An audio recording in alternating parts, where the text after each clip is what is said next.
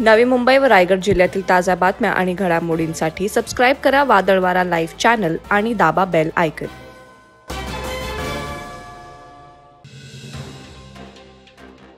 रसायनी पाताळगंगा परिसरातील वडगाव डोंगराळ भागात सावळाराम दशरथ पवार वय वर्ष 37 याने गावठी हातभट्टीची दारू तयार करण्याच्या साहित्याचा साठा करून ठेवला होता. रसायनी पोलिसांनी या भागात धडक दिली. पोलिसांची चाहूल लागताच तो तिथून पसार झाला. पोलिसांनी या गावठी दारूच्या हातभट्टीवर धाड टाकून 1,20,000 रुपयांचा मुद्देमाल जप्त केलाय. ही कारवाई वरिष्ठ पोलीस निरीक्षक संजय बांगर यांच्या मार्गदर्शनाखाली पोलीस उपनिरीक्षक शिंदे, सहाय्यक फौजदार कोलेकर, पोलीस हवालदार मंगेश लांगी, पोलीस शिपाई डफल यांनी केली. उरण तालुक्यातील खाडीपात्रात नैसर्गिक स्रोत असलेल्या भागात विकासकांनी दगडमातीचे भराव टाकून बेकायदा बांधकामाला सुरुवात केली आहे. मात्र प्रशासनाने या सर्व बाबींकडे स्वतःचे हित लक्षात घेऊन दुर्लक्ष केल्यानं तालुक्यातील अनेक गावांमध्ये यावर्षी पूर परिस्थिती निर्माण होण्याची भीती स्थानिक नागरिक व्यक्त करतायत. घटनेचं गांभीर्य पाहून प्रशासनानं नदी नाल्यावरील बेकायदा बांधकामे हटवण्याचा निर्णय घेतला होता. मात्र त्यानंतर प्रशासनानं आणि स्थानिक ग्रामपंचायतीनं खाडीतील नदी नाल्यांवरील बेकायदा बांधकामांकडे दुर्लक्ष केल्यानं आज परिस्थिती जैसे थे अशीच आहे. रायगड लोकसभा मतदारसंघाच्या रोहा तालुका बूथ कार्यकर्ता आणि शक्ती केंद्र प्रमुख यांच्यासाठी रोहा येथील ज्येष्ठ नागरिक सभागृहात सभा संपन्न झाली. यावेळी नामदार आदितीताई तटकरे यांनी गीतेंवर हल्लाबोल करताना सांगितलं की 6 वेळा निवडून आलेल्या गीतेंनी एका पराभवानं रायगडमधील जनतेकडे पाठ फिरवली. जिल्ह्यावर महापूर, निसर्ग चक्रीवादळ, तोक्ते चक्रीवादळ, दरड कोसळण्याच्या घटना अशा अनेक संकटे आली. या संकटाच्या वेळी गीते कुठे होते असा प्रश्न उपस्थित करून अशा उमेदवाराला निवडून न देण्याचं आवाहन त्यांनी उपस्थितांना केलं. पनवेल तालुक्यातील पुंडेवाहाळ गाव येथील गावठी दारूच्या भट्टीवर पोलिसांतर्फे कारवाई करण्यात आली. पनवेल पोलिसांनी ही धडक कारवाई करून लाखो रुपयांचा दारू साठा उद्ध्वस्त केला. डोंगराळ भागामध्ये गावठी हातभट्टी असल्याची माहिती पोलिसांना मिळाली. त्याच पार्श्वभूमीवर पनवेल पोलीस ठाण्याच्या टीमने जागेवर पोहोचून दारूचा साठा जप्त केला. या कारवाईमध्ये लाखो रुपयांचा दारू साठा उद्ध्वस्त करण्यात आला. यापुढील कारवाई आणि पंचनामा पोलिसांमार्फत सुरू आहे.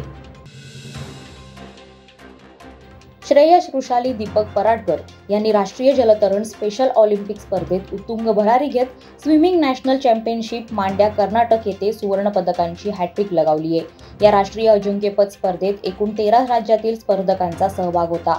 श्रेयसने 50 मीटर फ्रीस्टाईल, 50 मीटर बटरफ्लाय आणि 25x4 मीटर फ्रीस्टाईल रिले स्पर्धेत सुवर्ण पदक पटकावलं.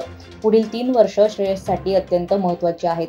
अशीच कामगिरी त्यानं 3 वर्षात बजावली तर तो आंतरराष्ट्रीय स्पेशल ऑलिम्पिक जलतरण स्पर्धेत निवडला जाऊ शकतो आणि देशाचं प्रतिनिधित्व करण्याची संधी त्याला मिळू शकते. Social media influencer Ankita Walawalkar यांनी नुकतीच वाशी टोल नाक्यावर दुहेरी टोल आकारणी होत असून नागरिकांची लूट होत असल्याची बाब सोशल मीडियावर टाकली होती. या प्रकरणी नवी मुंबई मनसेनं वाशी टोल नाक्यावर धडक दिली. तसेच यापुढे हे प्रकरण थांबलं नाही तर जशास तसे उत्तर दिलं जाईल असा इशारा यावेळी मनसेने दिलाय.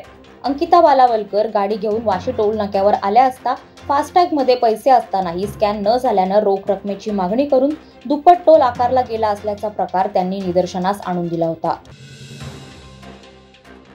महाड पोलादपूर तालुका हद्दीतील मुंबई गोवा राष्ट्रीय महामार्गालगत तसेच पोलादपूर महाबळेश्वर मार्गालगत असलेले हॉटेल्स आणि धाब्यावर मोठ्या प्रमाणात देशी विदेशी दारूची विक्री अवैधरित्या राजरोसपणे सुरू आहे. बिअर शॉपवाले मद्यपींना बारसारख्या सुविधा पुरवत आहेत. त्यामुळे बार मालकांचं नुकसान होतोय.